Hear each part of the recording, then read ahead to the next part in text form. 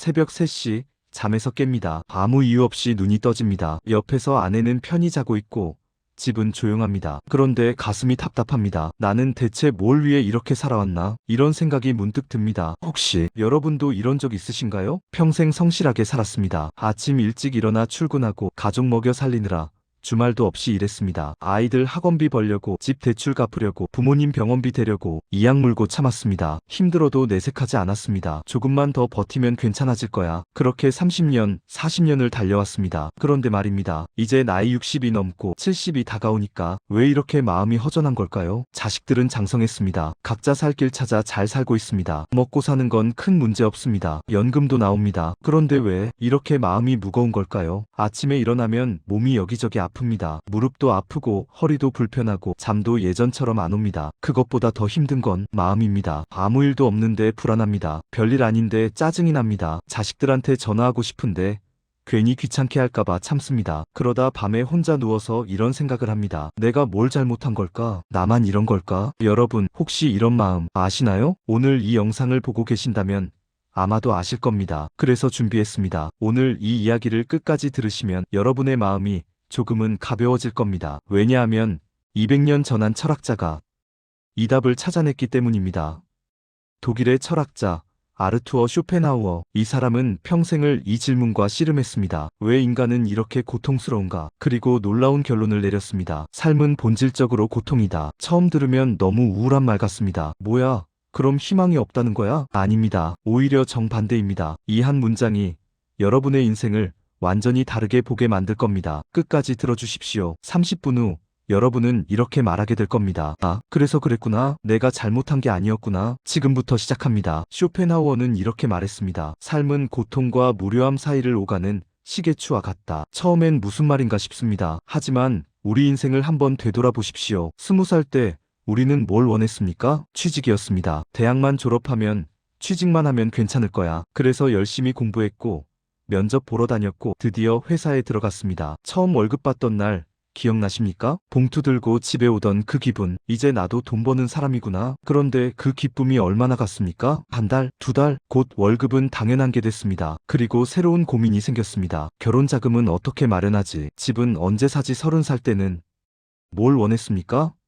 결혼, 내 집 마련. 그래서 악착같이 돈을 모았습니다. 데이트할 때도 아껴 쓰고 친구들 술자리도 거절하고 저축했습니다. 몇 년이 걸렸습니다. 그렇게 해서 결혼했고 빚을 내서라도 작은 아파트를 샀습니다. 이사 가던 날 기억나십니까? 짐 풀면서 아내와 이런 말 나눴을 겁니다. 여보, 우리 드디어 우리 집 생겼어. 이제 좀 살만하겠지? 그런데 그 행복이 얼마나 갔습니까? 아이가 태어나자마자 새로운 걱정이 시작됐습니다. 분유값, 기저귀값, 어린이집비, 그리고 아이가 크면서 학원비, 과외비. 우리 애만큼은 좋은 대학 보내야지. 우리 애만큼은 고생 안 시켜야지. 40, 쉰이 되니 뭘 원했습니까? 승진, 좀 더 나은 집, 자식의 성공. 그래서 또 달렸습니다. 회사에서 야근하고 주말 출근하고 상사 눈치 보고 그렇게 20년, 30년을 달려왔습니다. 그런데 지금은 어떻습니까? 60이 넘고 70이 다가옵니다. 목표했던 건 대부분 이렇습니다. 자식들은 장성했습니다. 대학도 보냈고 취직도 시켰습니다. 집도 있습니다. 은퇴도 했습니다. 연금도 나옵니다. 그런데 왜 이렇게 마음이 허전한 걸까요? 왜 이렇게 공허한 걸까요? 이게 바로 쇼펜하우어가 말한 무료함입니다. 평생을 달려왔는데 막상 목적지에 도착하니까 허무합니다. 내가 뭘 위해 이렇게 살았지? 이게 다인가? 젊을 때는 몰랐습니다. 저것만 이루면, 이것만 해결되면 행복할 거야. 그렇게 믿었습니다. 하지만 지금은 압니다. 아무리 이뤄도 마음은 채워지지 않는다는 걸. 한 가지를 이루면 또 다른 욕망이 생긴다는 걸. 그리고 인생의 끝자락에 와서는 모든 게 허무하다는 걸. 쇼펜하우어는 바로 이것을 말한 겁니다. 인간은 평생을 이렇게 삽니다. 고통, 노력, 성취, 무료함, 또 다른 고통. 이 시계추를 벗어날 수 없습니다. 어떤 사람은 이렇게 말할 수 있습니다. 그럼 대체 뭐 하라는 거야? 노력도 소용없다는 거야? 아닙니다. 쇼펜하우어가 말하고 싶었던 건 이겁니다. 여러분이 느끼는 이 허무함, 이 공허함, 이건 여러분 잘못이 아닙니다. 인생이 원래 그런 겁니다. 여기서 아주 중요한 이야기가 나옵니다. 잘 들어주십시오. 쇼펜하우어는 고통을 이상한 것, 없애야 할 것으로 보지 않았습니다. 오히려 이렇게 말했습니다. 고통은 삶의 기본 상태다. 이 말이 왜 위로가 되는지 아십니까? 이 말은 이런 뜻입니다. 당신이 지금 힘든 건 당신이 못나서가 아닙니다. 당신이 뭘 잘못해서가 아닙니다. 인생이 원래 그런 겁니다. 우리는 평생을 자책하며 살았습니다. 내가 좀 더 똑똑했으면, 내가 좀 더 노력했으면, 내가 좀 더 잘했으면 지금쯤 성공했을 텐데 밤마다 이런 생각을 합니다. 왜 나만 이렇게 힘들까? 왜 남들은 다 행복해 보이는데 나만 이럴까? 동창회 가면 더 그렇습니다. 한 친구는 사업해서 돈 많이 벌었다고 하고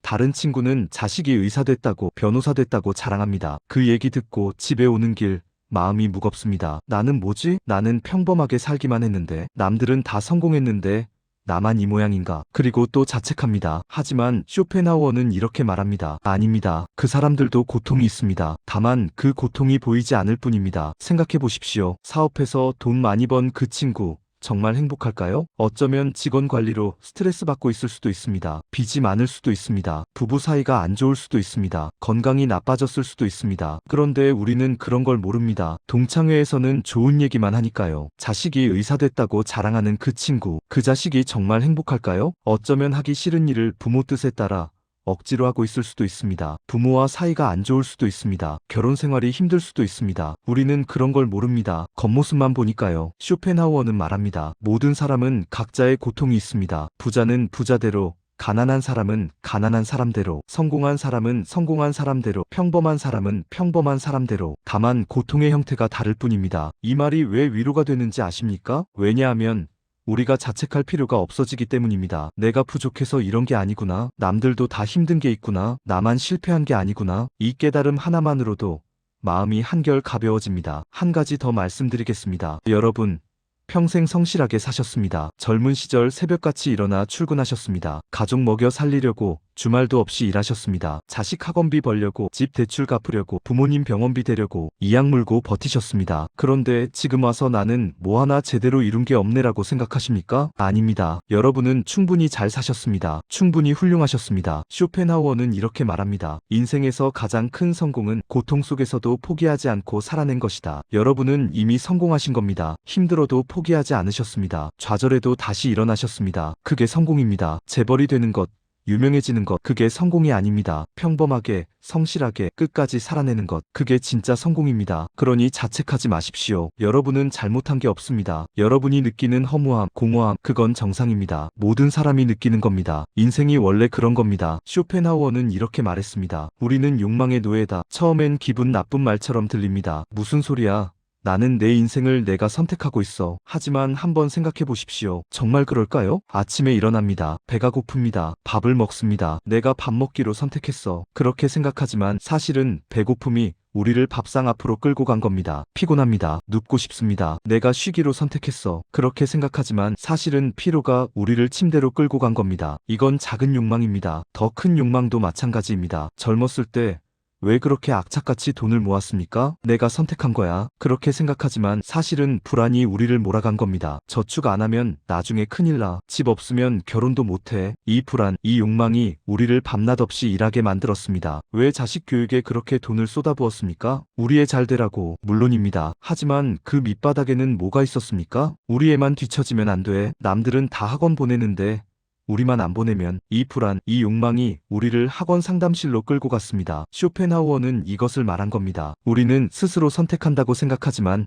사실은 욕망에 끌려다닐 때가 많다는 것, 그리고 이 욕망은 끝이 없다는 것. 하나를 채우면 또 다른 욕망이 생깁니다. 젊었을 때는 취직만 하면이었습니다. 취직하고 나니 결혼만 하면이었습니다. 결혼하고 나니 집만 사면이었습니다. 집 사고 나니 승진만 하면이었습니다. 승진하고 나니 자식만 잘 크면이었습니다. 자식 다 키우고 나니 이제 뭡니까? 허무합니다. 내가 뭘 위해 이렇게 살았지? 이게 쇼펜하우어가 말한 끝없는 갈증입니다. 물을 아무리 마셔도 다시 목이 마릅니다. 욕망을 아무리 채워도 다시 허전해집니다. 그렇다면 어떻게 해야 할까요? 욕망을 없앨 수 있을까요? 없앨 수 없습니다. 우리는 욕망 없이 살 수 없습니다. 그럼 평생 욕망의 노예로 살아야 할까요? 아닙니다. 쇼펜하우어는 이렇게 말합니다. 욕망을 없앨 순 없지만 욕망과의 관계는 바꿀 수 있다. 어떻게 바꿀 수 있는지, 이게 오늘 영상의 핵심입니다. 이제 가장 중요한 부분입니다. 쇼펜하우어는 이렇게 말했습니다. 욕망과 거리를 두어라. 무슨 뜻일까요? 욕망을 나 자신이라고 착각하지 말라는 뜻입니다. 구체적으로 설명드리겠습니다. 예를 들어 자식이 명절에 집에 안 온다고 합니다. 바쁘다고. 일이 있다고 합니다. 그러면 마음이 아픕니다. 나는 이렇게 보고 싶은데 왜 안 오는 걸까? 내가 뭘 잘못했나? 내가 부족한 부모인가? 이렇게 생각하면 욕망이 나를 지배하는 겁니다. 며칠 동안 우울합니다. 밥맛이 없습니다. 잠도 안 옵니다. 온 정신이 그 생각에 사로잡힙니다. 이게 욕망과 하나가 되는 겁니다. 하지만 쇼펜하우어는 다르게 생각하라고 합니다. 아, 내가 지금 자식을 보고 싶어 하는구나. 그래.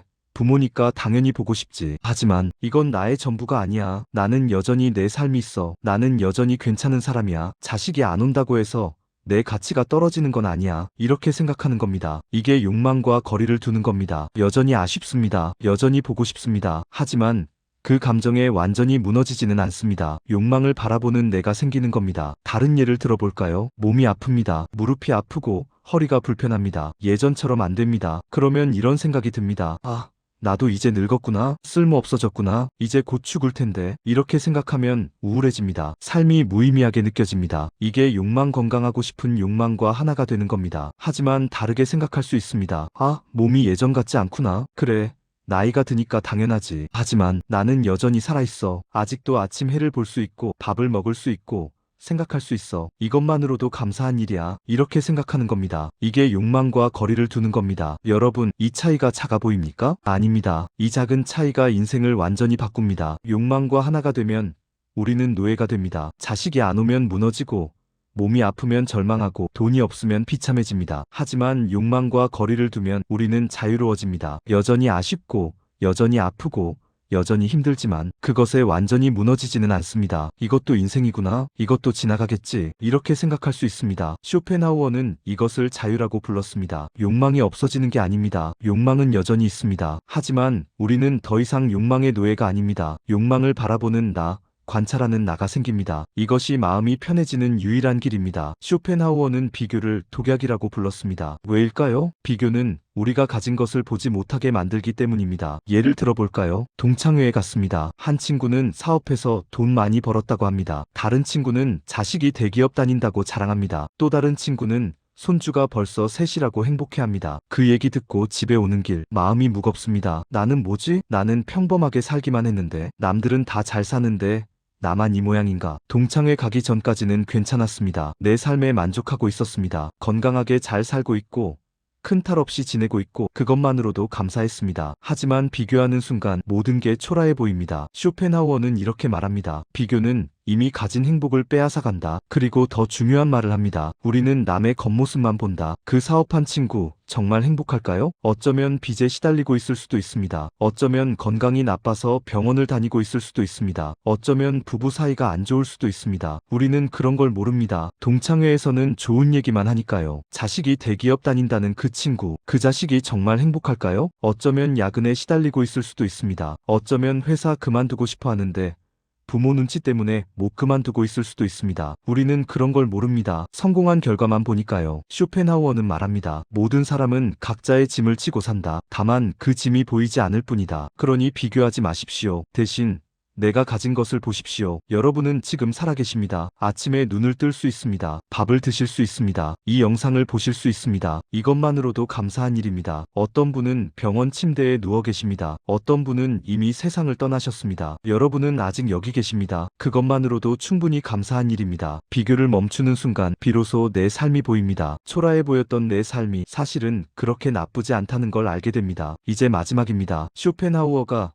우리에게 남긴 가장 중요한 메시지. 고통을 없애려 하지 말고 이해하라. 여러분, 지금까지 어떻게 사셨습니까? 고통을 없애려고 노력하지 않으셨습니까? 이것만 해결되면 괜찮아질 거야. 저것만 이루면 행복해질 거야. 그렇게 평생을 달려오지 않으셨습니까? 그런데 지금은 어떻습니까? 모든 걸 잃어도 마음은 여전히 무겁습니다. 왜 그럴까요? 쇼펜하우어는 말합니다. 고통은 없앨 수 있는 게 아니다. 고통은 삶의 일부다. 그러니 고통을 이해하라. 무슨 뜻일까요? 젊었을 때는 몰랐던 것들을 이제는 압니다. 돈이 전부가 아니라는 것, 성공이 행복을 보장하지 않는다는 것, 건강이 얼마나 소중한지, 가족이 얼마나 소중한지, 평범한 일상이 얼마나 귀한지, 이런 깨달음은 어떻게 얻으셨습니까? 고통을 겪었기 때문입니다. 아프지 않았다면 건강의 소중함을 몰랐을 겁니다. 외롭지 않았다면 가족의 소중함을 몰랐을 겁니다. 힘들지 않았다면 평범한 일상의 귀함을 몰랐을 겁니다. 쇼펜하우어는 말합니다. 고통은 우리를 깊게 만든다. 젊었을 때는 몰랐습니다. 세상이 어떻게 돌아가는지, 사람이 어떤 존재인지. 하지만 지금은 압니다. 그래서 젊은 사람들을 보면 안타깝습니다. 쓸데없는데 에너지 쓰고 있네. 나중에 후회할 텐데. 이렇게 생각하게 됩니다. 이게 바로 지혜입니다. 고통이 주는 선물입니다. 여러분, 한 가지만 더 말씀드리겠습니다. 여러분은 충분히 잘 사셨습니다. 정말입니다. 거짓말이 아닙니다. 아무도 인정해주지 않아도 저는 압니다. 여러분이 얼마나 힘들었는지, 여러분이 얼마나 참았는지, 여러분이 얼마나 외로웠는지, 새벽같이 일어나 일하고, 늦게까지 일하고, 주말도 없이 달려오고, 아파도 참고, 힘들어도 내색하지 않고, 그렇게 살아오셨습니다. 그게 얼마나 대단한 일인지 아십니까? 재벌이 되는 것보다 대단한 일입니다. 유명해지는 것보다 대단한 일입니다. 왜냐하면 포기하지 않으셨으니까요. 쓰러져도 다시 일어나셨으니까요. 절망해도 다시 희망을 찾으셨으니까요. 그게 진짜 성공입니다. 쇼펜하우어는 이렇게 말했습니다. 인생에서 가장 위대한 승리는 고통 속에서도 살아남는 것이다. 여러분은 이미 승리하셨습니다. 지금도 살아계시니까요. 지금도 여기 계시니까요. 이제 이 한 문장만 기억하십시오. 삶이 힘든 건 내가 잘못 살아서가 아니라 인생이 원래 그런 것이다. 여러분은 잘못한 게 없습니다. 여러분이 느끼는 고통은 정상입니다. 모든 사람이 각자의 방식으로 고통을 겪고 있습니다. 그러니 자책하지 마십시오. 그 대신